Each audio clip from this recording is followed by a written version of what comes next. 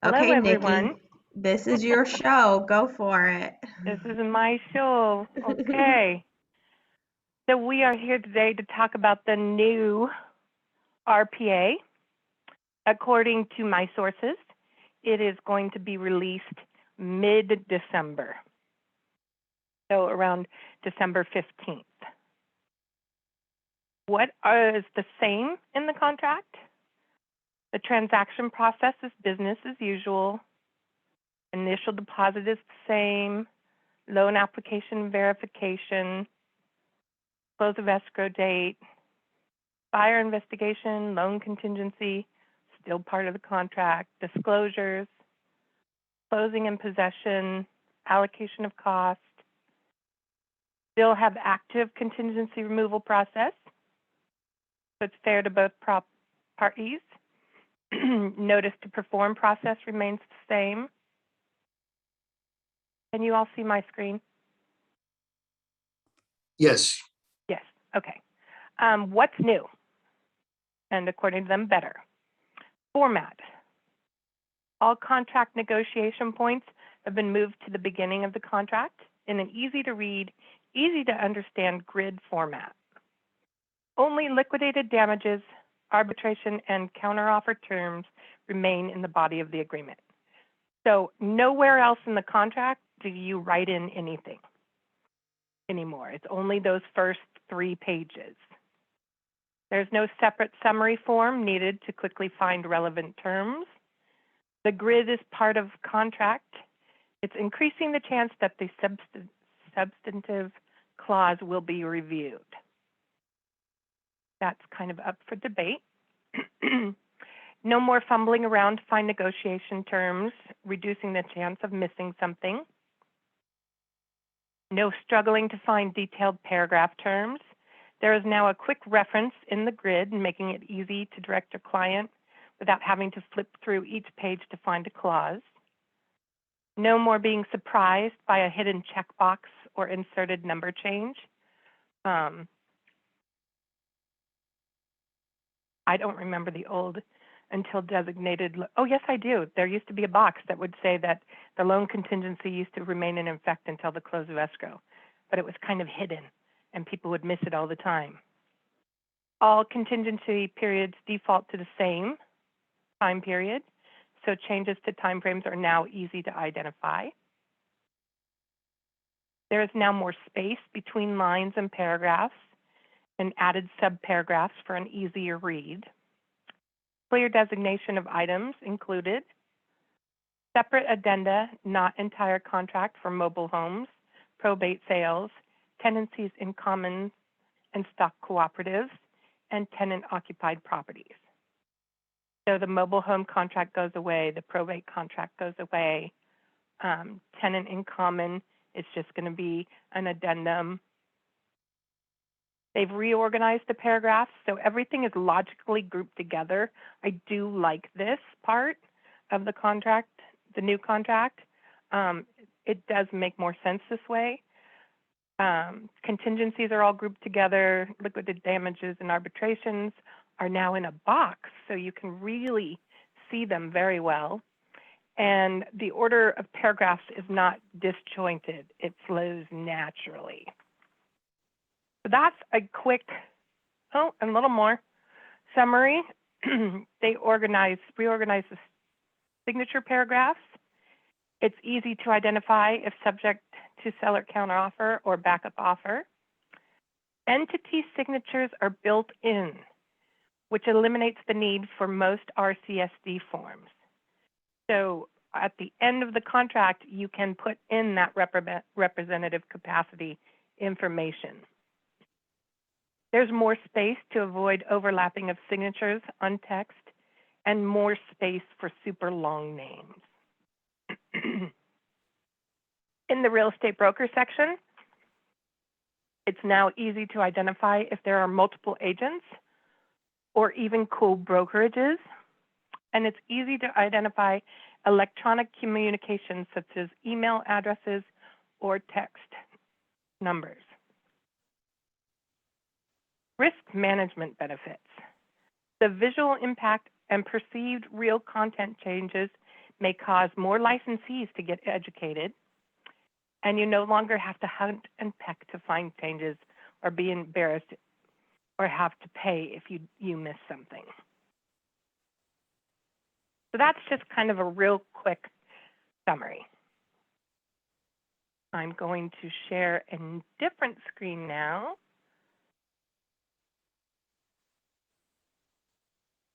Let me know if you see it. We can see the samples, Niki. Okay.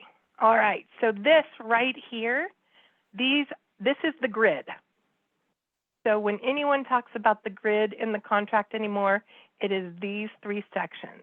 It's part of page 1, all of page 2, and all of page 3. Okay. All of the typing that's going to be done anymore, you do in the grid, and every one of these lines, if you have more information than is available, it is all going to auto-populate to text overflow addendums. So what it'll look like in the contract is this portion down here at the bottom. It'll say see text overflow addendum, paragraph 1, and then this is what the text overflow addendum is going to look like.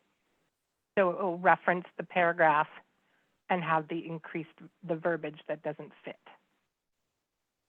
They really want people to use text overflow addendums.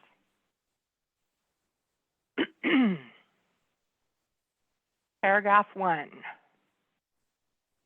So when you look at this, the date prepared, we all know is the date that you made the offer. Offer from the buyer. This is the property. What is great, and I don't know if you've had this experience, but I have definitely had this experience where the postal mailing address is different than the APN, or if there's more than one APN number. So they've made this APN number line bigger, and they've added this verbiage about the mailing address being different from the city jurisdiction. Okay.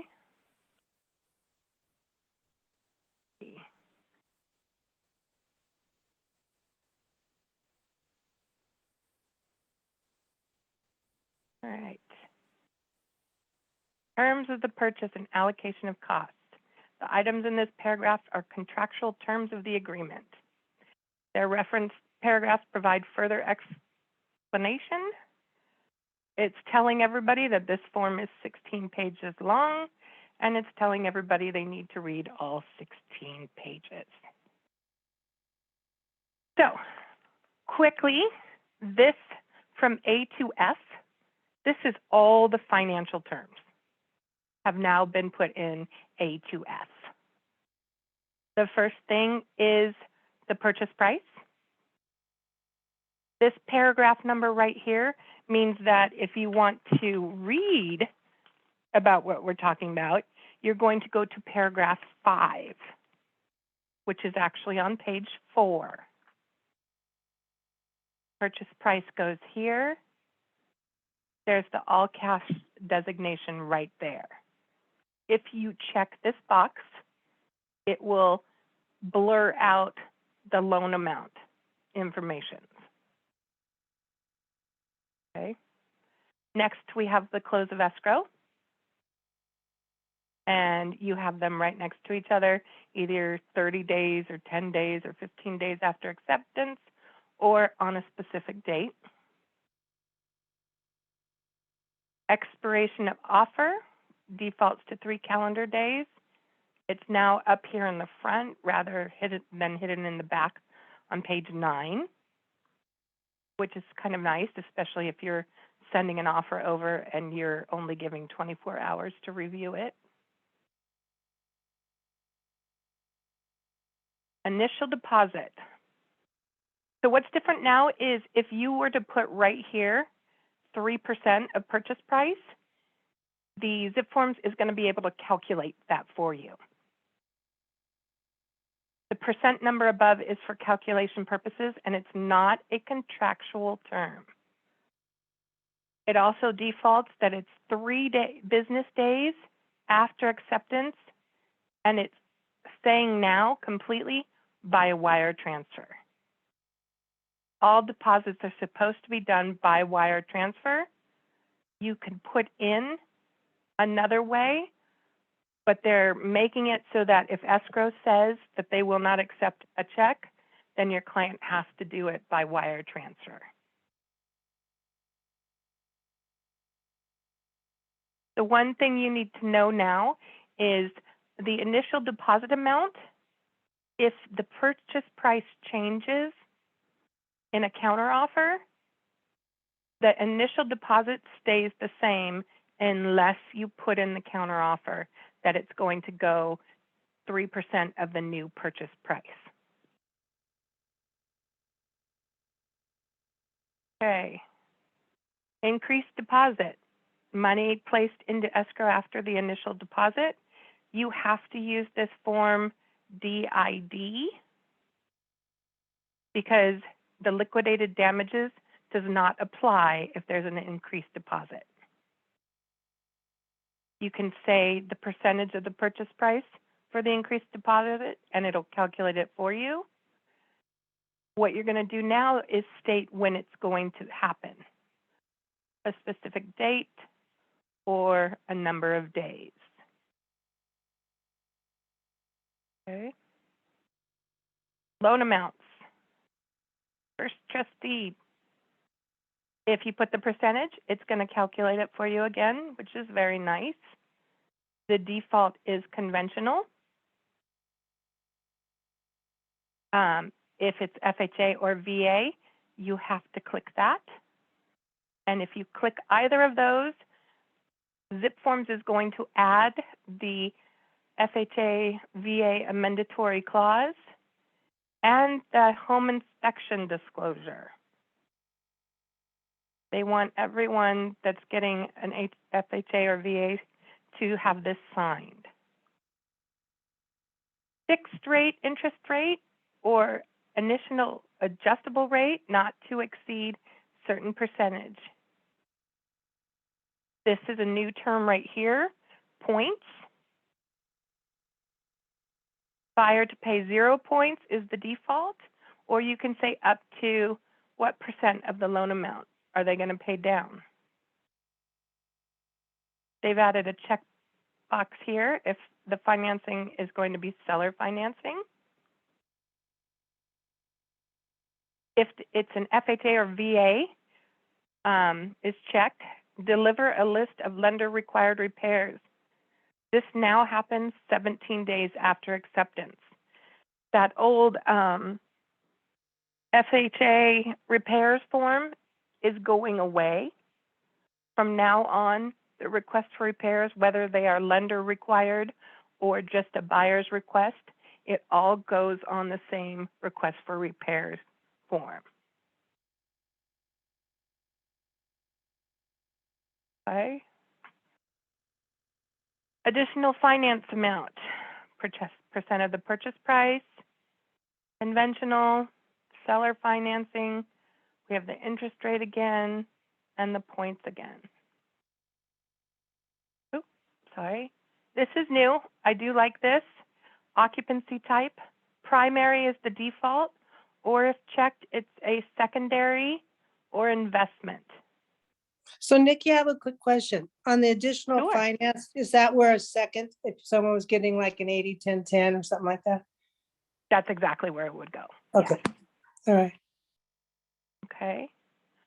The balance of the down payment, this will be calculated like before, and then the purchase price total. So I do like that this is all in a grid. It's easier. There's a little more clarity here. Nice to have on the first page all of this information. Let's see. Okay, so he's in this, they skipped down on the purchase contract to the top. Let me see if I can get there.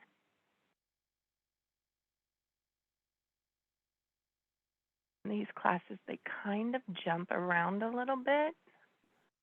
Let me open my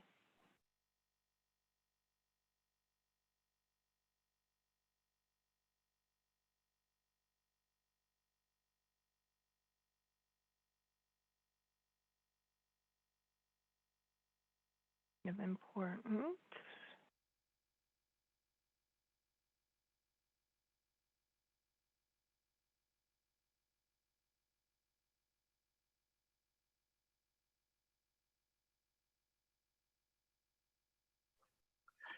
Hey, Nikki, it's Tracy. Yeah.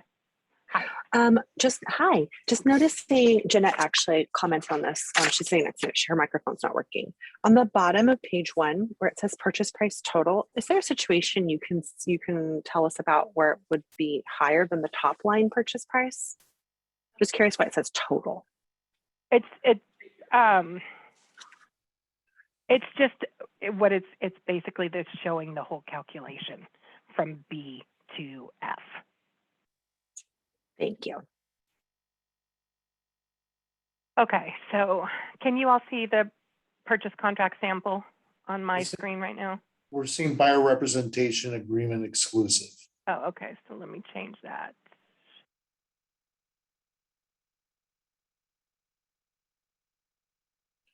You might have to unshare and then share again. I just have to, I have to switch Gotcha. screens.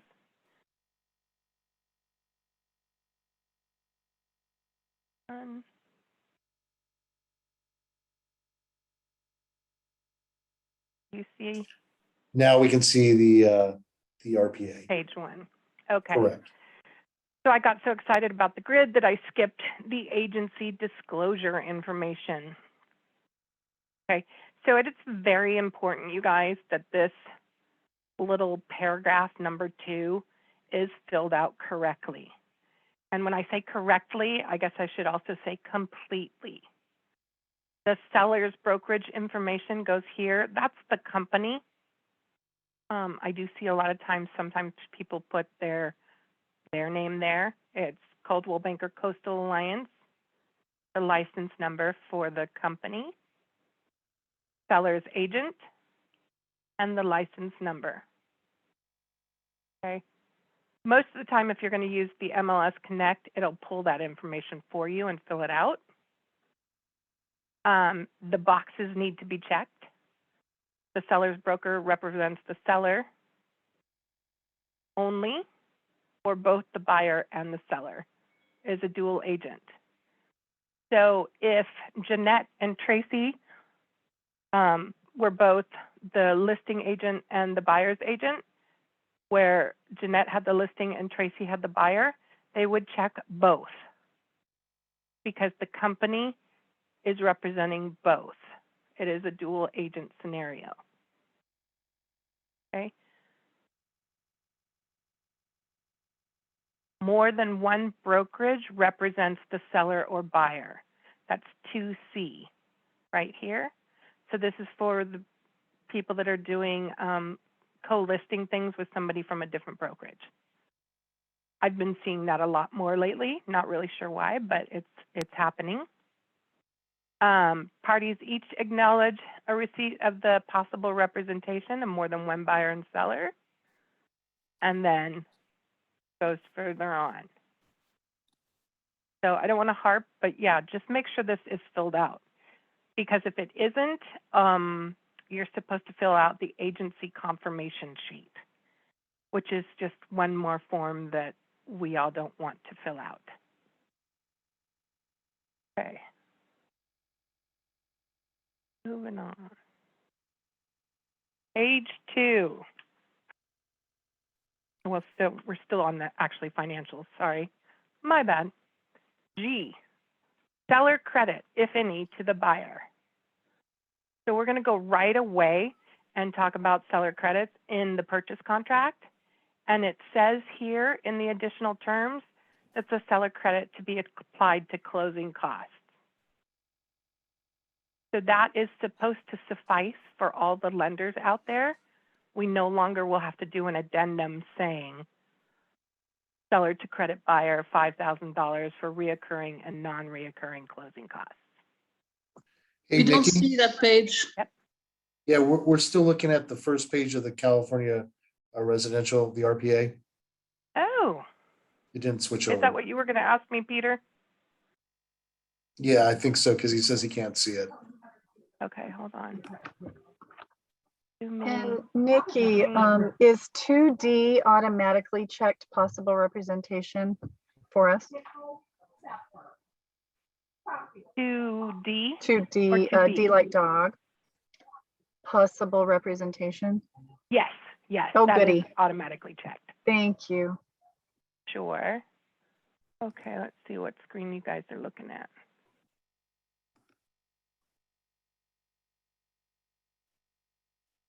Now, are you guys looking at 2? Yeah, we're looking at the second page of the grid. Okay, perfect. So G1 is the seller credit that I was talking about before. I don't see very often that it's a percentage of the purchase price. Usually it's a set number. And then over here in additional terms is where it has the lender verbiage about closing costs. If you were to put something else in here, you would check this other box and you would type, and that would be where the text overflow addendum would tie in if it didn't fit. Additional finance terms. This could be where, oh gosh, what could we put here? I guess a lot of people use this for the best prevailing rate on the loans, although you should really just put percentages where they go. I think sometimes people have put in here about gift letters or sure, what else? Contingency? Hmm? Seller's contingency with that, or no? Oh, no, but sometimes they do put in here, seller to cooperate with buyer's 1031 exchange. I have seen that in additional finance terms. But if there's anything else that you need to write in, you do have these 2 lines. Okay, verification of all cash. It is defaulting now that you, and everybody is really already doing this, is if you're going to pay all cash, you have to attach the proof of funds to the offer. Verification of down payment and closing costs. If you're making an offer and you're getting a loan, but you have a down payment, you need to attach proof of funds. Or you can give it within 3 days. H, verification of loan application is attached. What is kind of nice now is you can check whether it's a pre-qualification, a pre-approval, or fully underwritten pre-approval.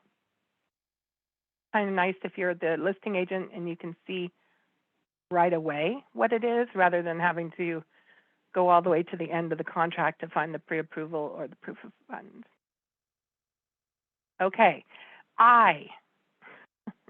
This is intentionally left blank, and it will always be intentionally left blank because it looks like a number 1. The same thing applies for O.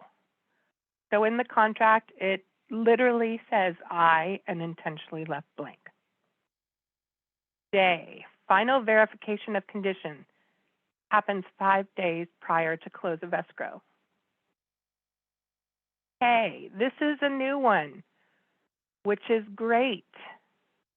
Assignments, meaning adding a new buyer or changing the buyers into their trust or assigning all of your rights, has to happen in the first 17 days. Not supposed to happen anymore 3 days before we close escrow. If you're going to do an assignment, it needs to be done within the first 17 days. So that is kind of important. That is the end of the financing term.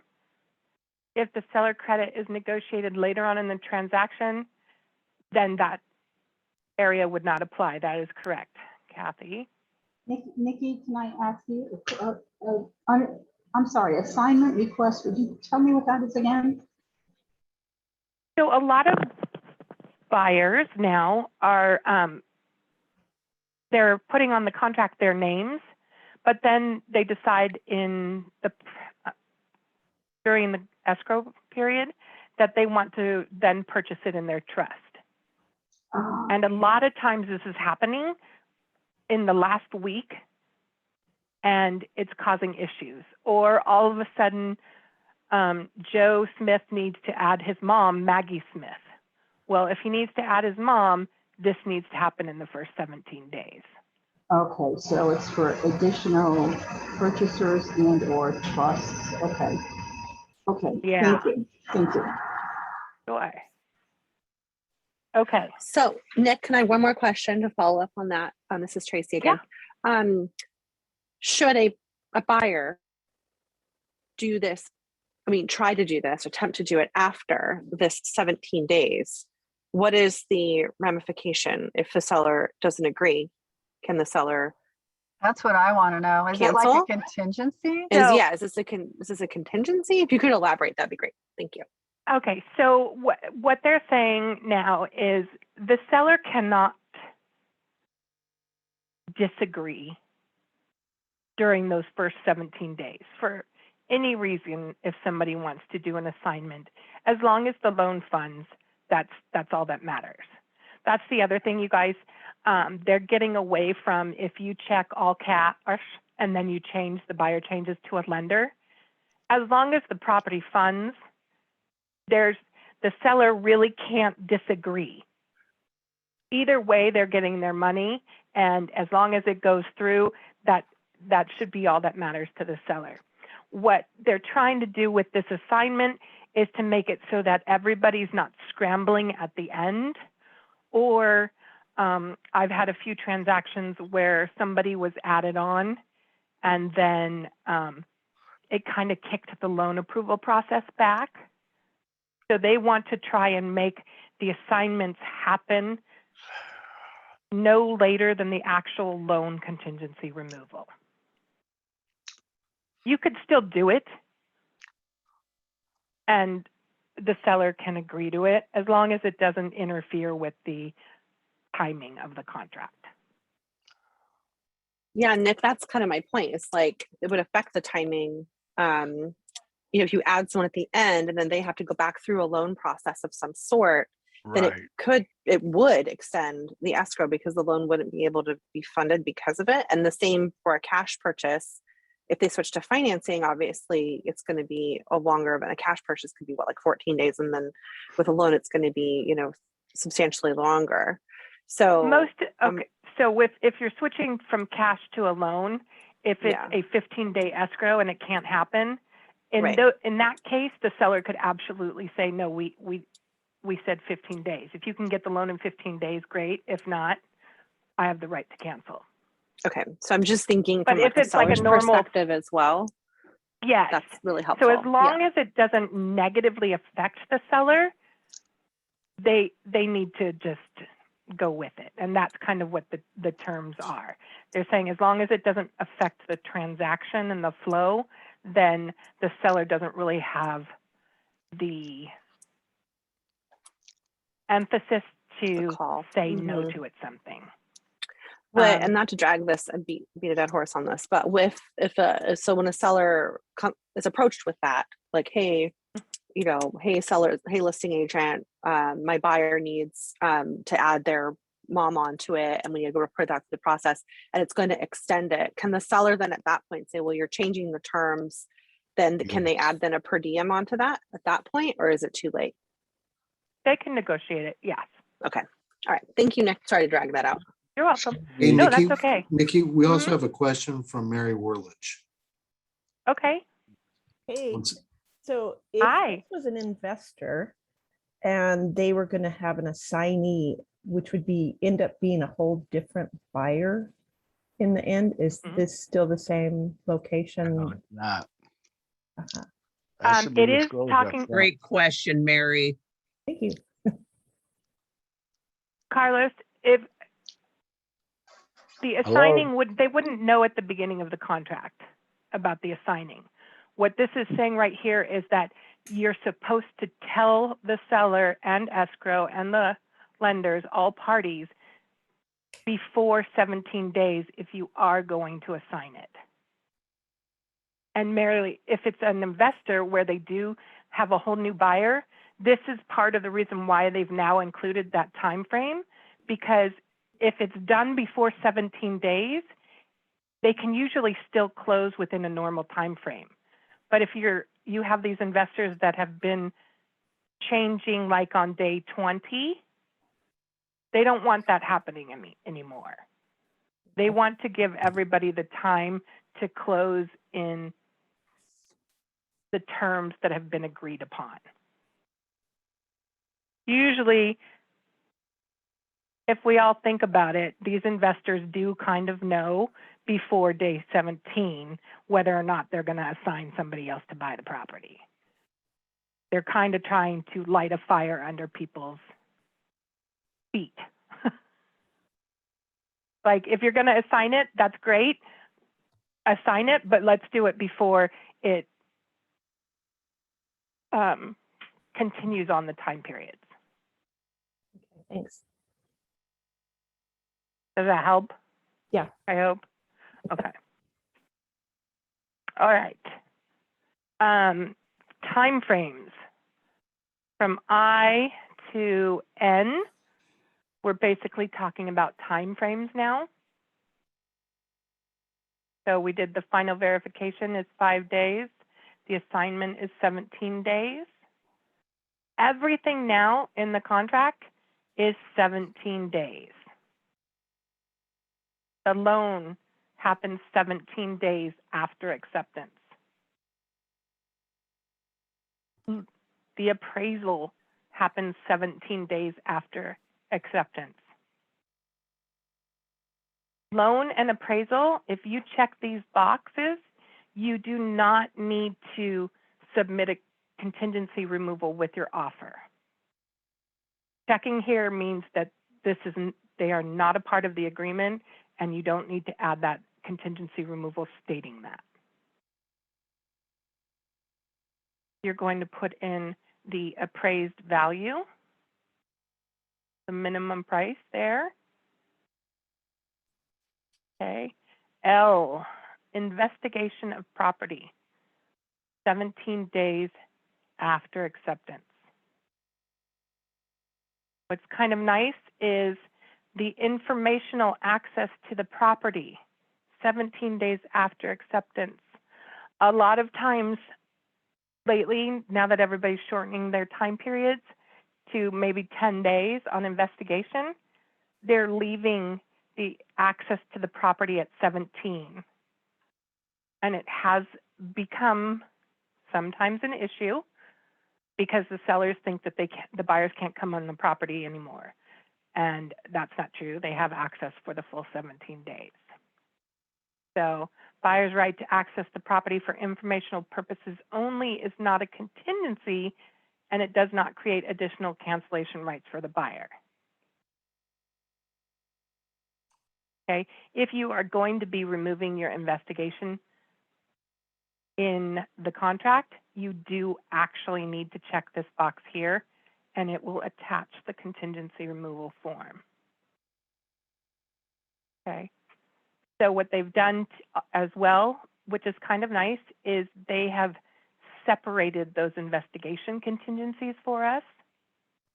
So this is talking about the investigation of the property. L4 is talking about the review of seller documents. L5 talks about the preliminary title report. L6 is common interest disclosures. L7 is review of leased or liened items. So some people, because of the market today, are removing the buyer investigation with the offer. You can do that, but still leave in prelim and disclosures. So you would attach the contingency removal form and just remove the buyer investigation, not the prelim disclosures part.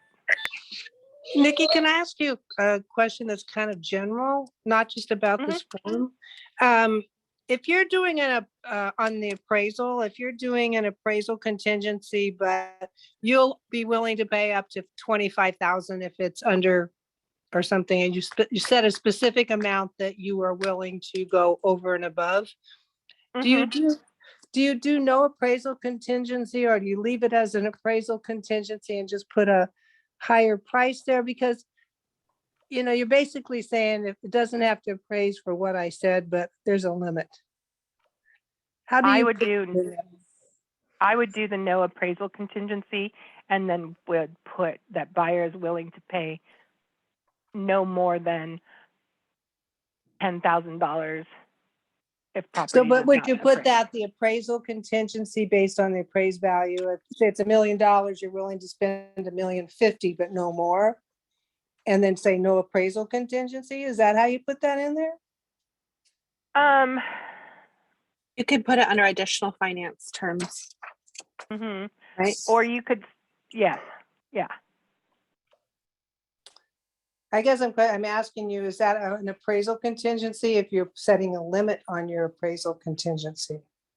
No, because you are basically saying if the property doesn't appraise, that's okay, but we're only willing to pay this much more. So you are still you're removing it, but you're putting a clause on that removal. Right. So I can still say no appraisal contingency and just in additional financing say, but only up to this amount are we willing to go. Absolutely. Okay, that's what I thought. Okay, good. Thank you.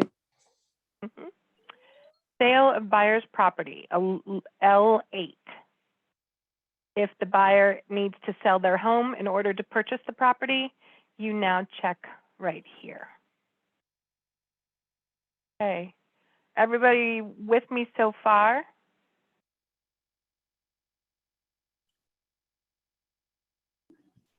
Niki, did you say that we don't need to use a removal, a contingency removal if we check those boxes? If you check the no loan or no appraisal. Okay. So if you look at this page right here, there's the no loan contingency and no appraisal contingency. Right. And then for all these other contingencies, there's this box that says removal or waiver. Yeah. Okay, so then, so just L3 through, what is it, L7? Yeah. You would need that. Oh, I see how they did it. Okay, all right, thank you. Okay. Peter says PWR recommended putting the max amount in L2.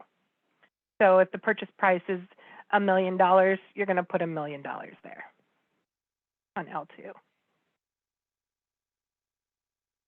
And then I'm just going to loop back real quickly on the assignment. You know, even if they have 17 days here, as long as all parties agree after the 17 days, you can do what everybody's agreed to. But they're just trying to aim for, I honestly can't tell you how many times lately at the very end of a transaction, I'm having to get the whole entire transaction signed by a new buyer, which means all the purchase contracts, all the disclosures, all the reports, all the everything. And they are trying to get away from that.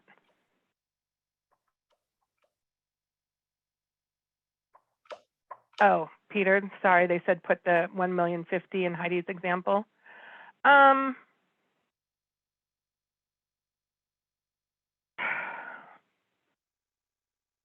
Well, I don't think okay, I don't think that makes much sense, because if your price is $1 million, it's not gonna, if it appraises to over, that doesn't apply. But if you're trying to say that they would say only pay appraises to 950.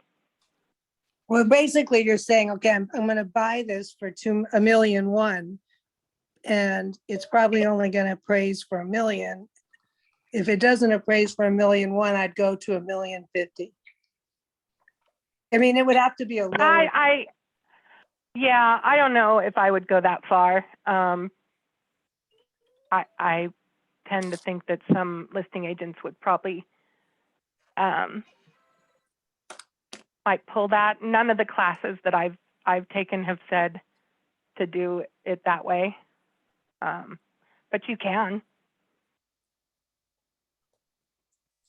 I'm just trying to figure out the best way because I have a buyer that's actually not willing to go just open-ended, but yet was willing to pay a little more than it appraises.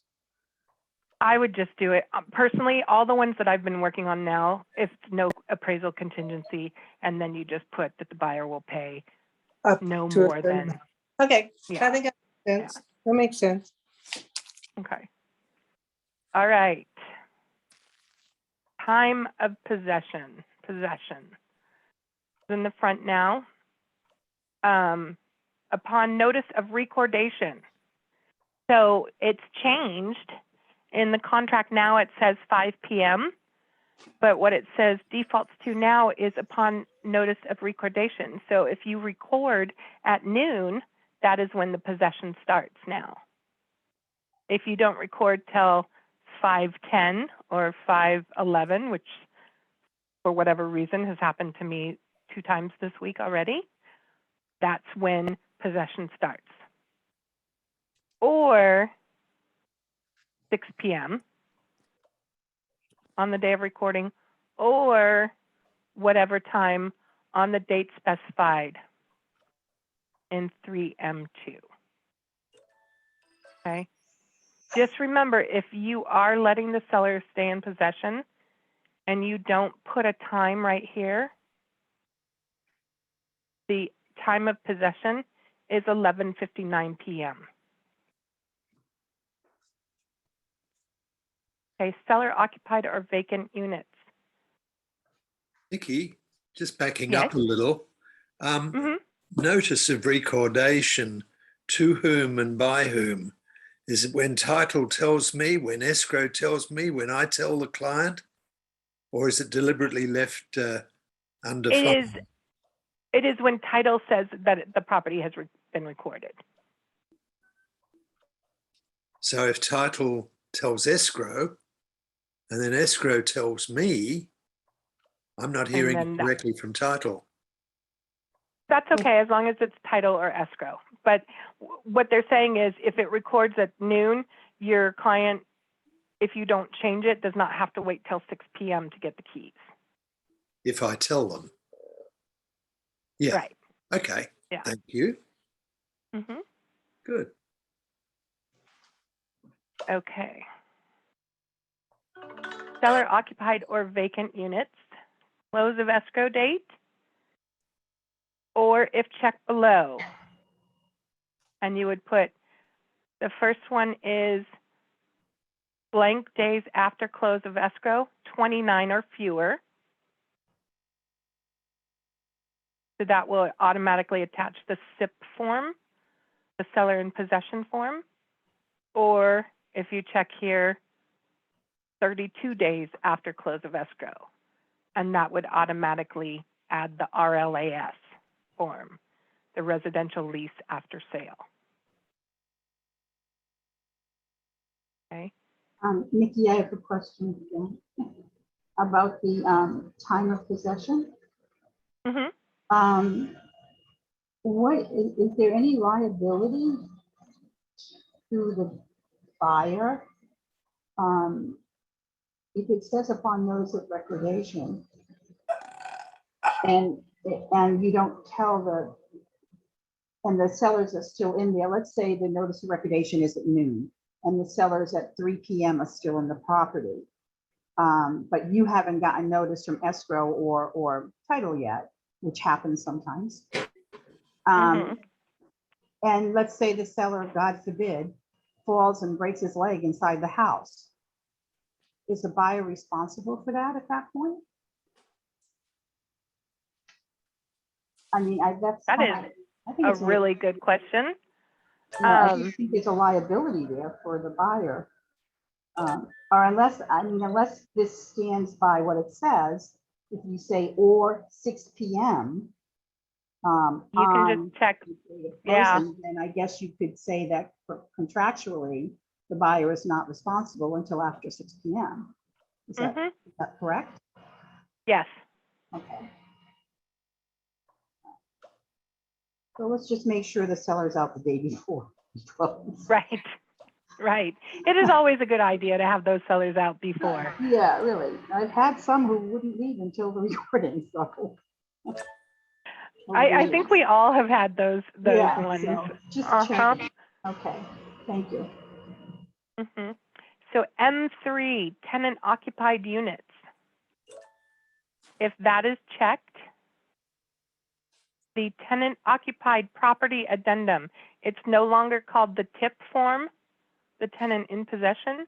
It is now called the tenant occupied property addendum. That will be added to this contract.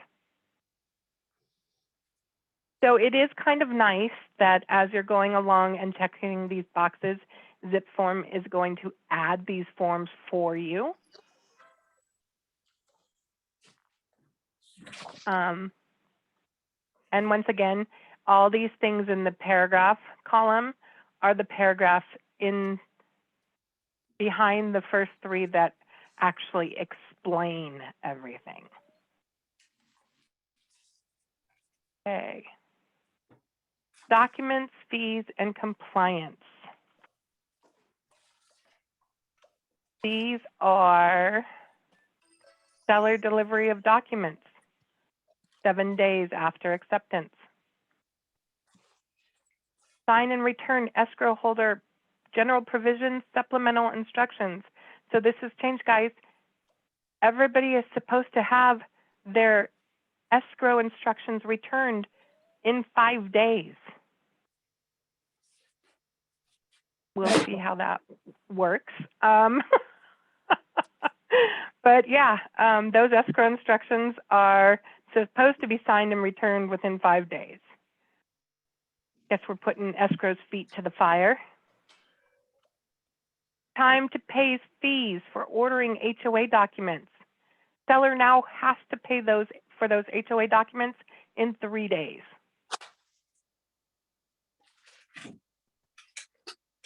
Okay. Installation of smoke alarms and carbon dioxide detectors and water heater bracing. This is new and this is big. 7 days. Sellers have to install those smoke alarms, install those carbon monoxide detectors, and brace that water heater within 7 days of opening escrow. If the appraiser comes to the property and those things have not been done, the seller will now have to pay the fee if the appraiser charges it to come back to the property. Hey, Nikki. Mm-hmm. Hi, may I real quick? Ramon and I Sure. mentioned this in the other meeting, and I was just with the city inspector the other day, just for everyone that's doing work in LA, they have to be hardwired, not battery operated smoke detectors any longer. The code in all of LA is hardwired, and the carbon monoxide, just so you know.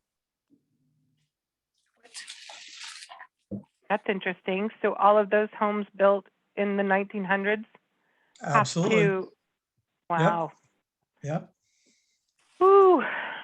And Nick, Aren't just a we glad? reminder, that's also Mhm. San Pedro. It's the city of LA. Just it's easy to forget, but San Pedro is technically city of LA. City of LA covers a lot, guys. It covers Compton, covers San Pedro, covers parts of Valley. It's kind of amazing how much the city of LA covers. All right. So you guys good on that? You all know that your seller needs to take care of this within 7 days. Otherwise, they are liable for the fees. Okay. And as before, buyers and sellers both need to initial the bottom of page 1, the bottom of page 2. The contingency removal form is changing.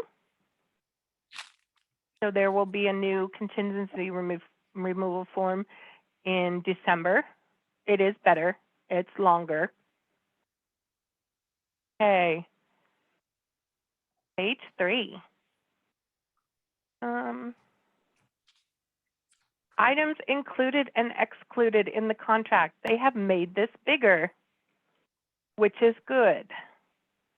So now if you want to include the stove, the oven, or the stove oven combo, you check the box.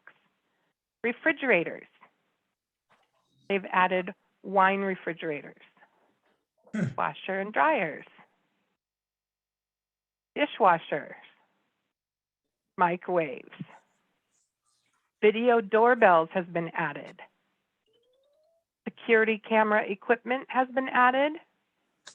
Security system alarms other than separate video doorbell and camera equipment.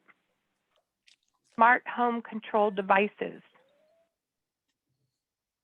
Wall-mounted brackets for video and audio equipment are now included.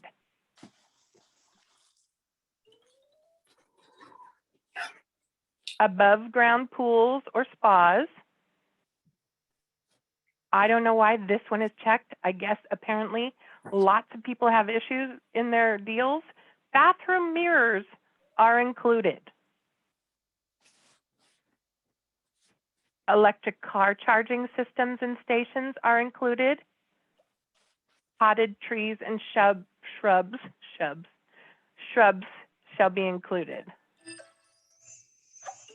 And any additional items.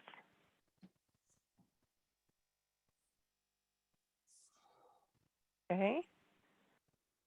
So the next part is allocation of cost, the negotiable terms. We're at 254. I don't know if you all want me to keep going or if anybody has some questions. And then we'll take up this part next class. Yeah. Yeah. Want to keep going, Nick? Up to you guys. But we're supposed to end in about 6 minutes. I can start. Can we, maybe we can just finish this page or get down to R or just finish the page and. Get to R? Okay. R, I guess. Since All righty. we're on this page. Q1, I think natural. everybody else is okay with that, but. Okay. Natural hazard zone disclosure report. Buyer, seller, or both. This is new. All of these allocation of costs have a both check mark. If both is checked, cost is to be split equally unless otherwise agreed. Okay, I'll end on time, Mickey. NHD report, environmental, other report. You can also click who it's to be provided by. All right. Q2, this could be where you may put a wood destroying pest inspection report. Buyer, seller, or both. Another report, I don't know, chimney report. Buyer, seller, or both. Quick side, you guys, if a buyer is paying for an inspection, you do not need to put it in the contract. Buyers can pay for whichever inspections they want to pay for. It doesn't need to be in the contract. We don't need to let the lender know that the buyer's doing that inspection. Smoke alarms, carbon dioxide detectors, and water heater bracing. Buyer or seller paying for it. Government required point of sale inspections and reports. Guys, if it's property in LA, somebody's got to pay for it. Government required point of sale corrective or remedial actions. Buyer, seller, or both. Okay, Q5 would be the parking impacted area. Escrow fees, buyer or seller, or both. Or they have it in here now, we don't have to type it in, each to pay their own fees. This is nice. You can type in the escrow holder. Owner's title insurance policy. shall be paid by the buyer, the seller, or both. You can put in the title company in the additional terms. Buyer's lender title insurance policy. That is the one that defaults buyer. Unless otherwise agreed, buyer shall purchase any title insurance policy insuring the buyer's lender. County transfer taxes, buyer and seller are both. City transfer taxes, buyer and seller are both.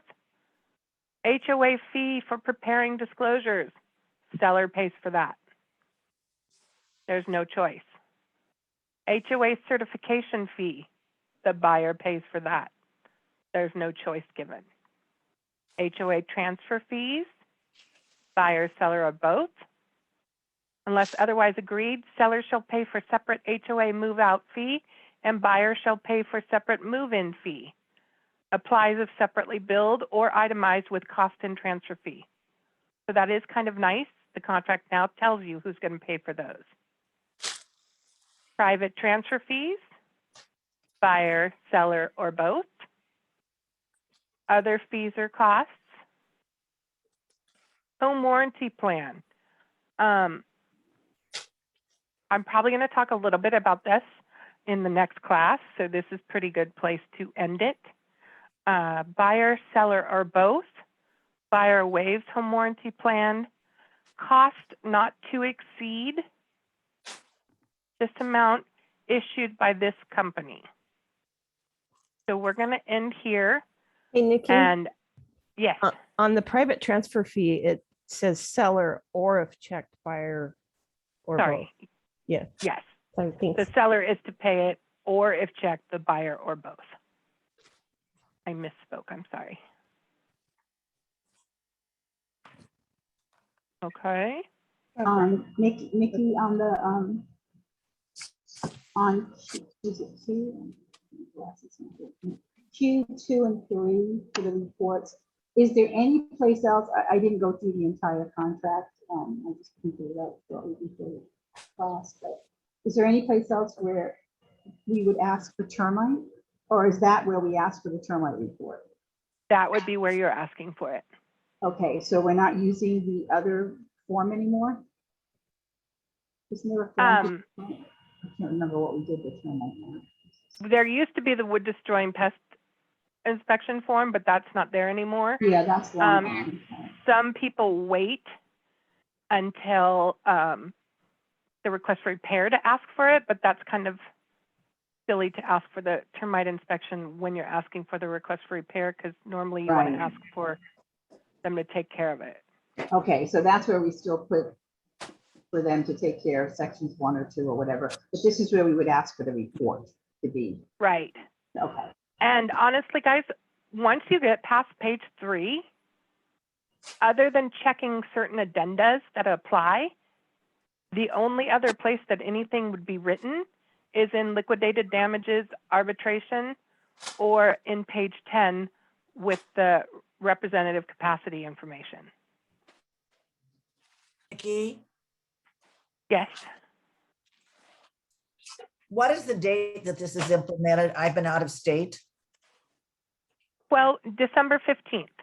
Thank you. Mm-hmm. Hey, Nikki, it's Dave. Delmont. Hi, Dave. Hi. Hey, I have a question going back to time of possession, because over the years, possession has been an issue a lot of times. Mm-hmm. And I'm a little confused on the upon notice of recordation, comma, or check a box 6 p.m. 6 p.m. of what day? The day of recording. Okay, because it says or, so I didn't know if that was a date of recording or another day or what. No, So- if it was going to be another day, then it would move down to the M2. All right, thank you. Mm-hmm.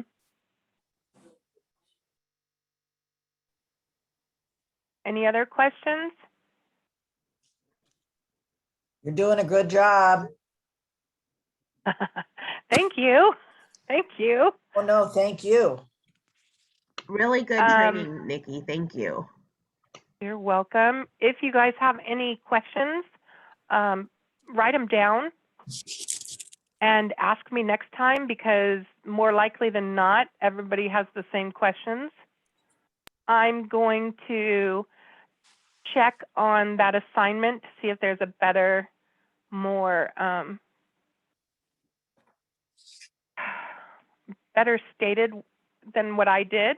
And if you want to discuss it again on Thursday, I think it is, we can do that. It'll be Other Friday, than that- Nikki. Oh, it's Friday. Friday, 2 p.m. Okay, I guess I'm not going out for drinks on Friday till later. Just kidding. Okay, well, thank you for coming, you guys. Have a great day. Any questions you have, write them down, email me. Thank you.